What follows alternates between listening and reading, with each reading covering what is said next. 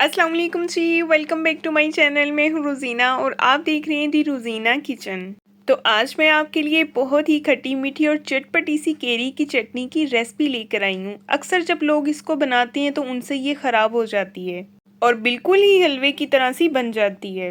उनसे इस तरह की लुक और टेक्सचर नहीं आता। ऐसी कौन सी गलती हैं जो लोग करते हैं जिसकी वजह से ये चटनी ख़राब हो जाती है या इसका फ्लेवर वैसा नहीं आता जिस तरह का ओरिजिनल फ्लेवर इसका होता है। तो चलते हैं इसको बनाने की तरफ। इंशाल्लाह मैं आपको एक एक चीज़ जो है वो डिटेल से बताऊंगी। सबसे पहली गलती जो लोग करते हैं, जो इस रेसिपी के लिए अम्बियाँ या जो केरी चाहिए होती है ना, लोग उसकी जगह कच्चे आम ले आते हैं जिनका अचार डाला जाता है। वो आपने इस रेसिपी में यूज़ नहीं करने क्योंकि उसका टेस्ट भी बिल्कुल डिफरेंट आता है और वो बहुत सख्त होते हैं।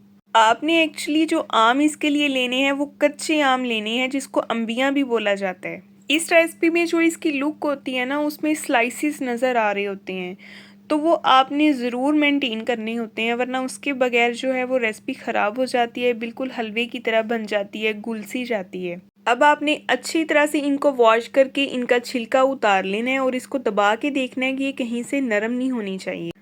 और अब आपने बिल्कुल परफेक्ट इसको कटिंग करना है। कटिंग किस तरीके से करना है ये आप गौर से देख लें क्योंकि इसकी कटिंग पे ही इसकी सारी बेस होती है।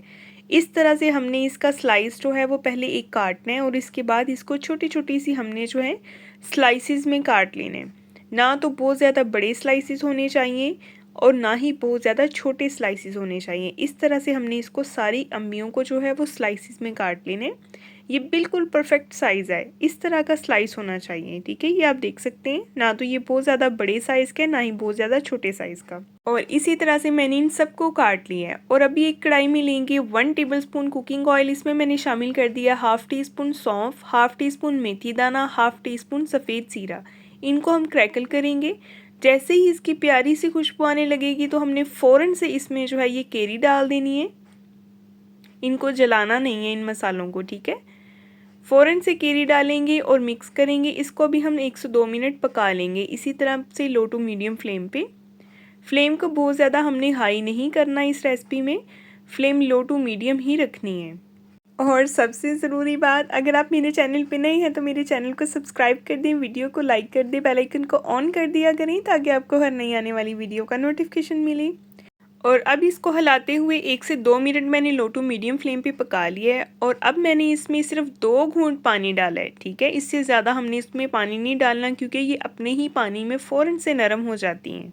अगर आपने पानी का इस्तेमाल यहाँ पे ज़्यादा किया तो भी ये हलवे की तरह बन जाएगी, बिल्कुल घुल जाएगी, जिससे इसका टेस्ट और रेसिपी दोनों ख़राब हो जाएंगी।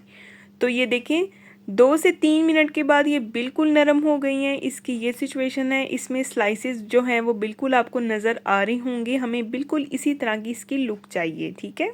अब इसमें कुछ मसाले डाल देंगे। थोड़ी सी बिल्कुल मैंने जो है वो हल्दी ली है, थोड़ी सी काली मिर्च ली है और 2 हरी इलायचियाँ जो हैं उनके बीज निकाल लिए हैं और हाफ़ टी स्पून मैंने इसमें नमक लिया है। ये मसाले इसमें शामिल करेंगे और साथ ही इसमें शामिल कर देंगे हाफ़ टी स्पून कलौंजी। मिक्स करेंगे इसको। आपने घबराना नहीं है यहाँ पे कि इसकी लुक बिल्कुल ड्राई लग रही है, नहीं। अभी जब हम इसमें चीनी डालेंगे ना, तो चीनी जो इसमें जब मेल्ट होगी तो उसका शीरा बनेगा और ये बहुत ही ज़बरदस्त इसकी लुक आ जाएगी। अब अभी देखिएगा, आपके सामने ही ये सारा प्रोसेस होगा। जैसे ही चीनी ने मेल्ट होना है तो इसकी लुक फ़ौरन से चेंज होनी शुरू हो जानी है। इसमें ग्रेवी सी आ जाएगी, स्मूथनेस सी आ जाएगी और बहुत ही ज़बरदस्त इसका टेक्स्चर बन जाएगा। आप इसको किसी भी रेसिपी के साथ, किसी भी सालन के साथ, मटन या बीफ के साथ एज अ साइड डिश के तौर पे आप इसको सर्व कर सकते हैं। ये बहुत ज़बरदस्त है और हाजमे में भी बेहतरीन है। और अब इसमें शामिल कर दिया मैंने half teaspoon chilli flakes और साथ इसमें शामिल कर दिए 3 से 4 सूखी हुई लंबी वाली लाल मिर्चें। चिली फ्लेक्स के बगैर तो ये बिल्कुल अधूरी है ना रेसिपी, ये आपने लाजमी ऐड करनी है। इससे इसका फ्लेवर बहुत ज़बरदस्त आता है और ख़ूबसूरती भी इजाफा हो जाता है।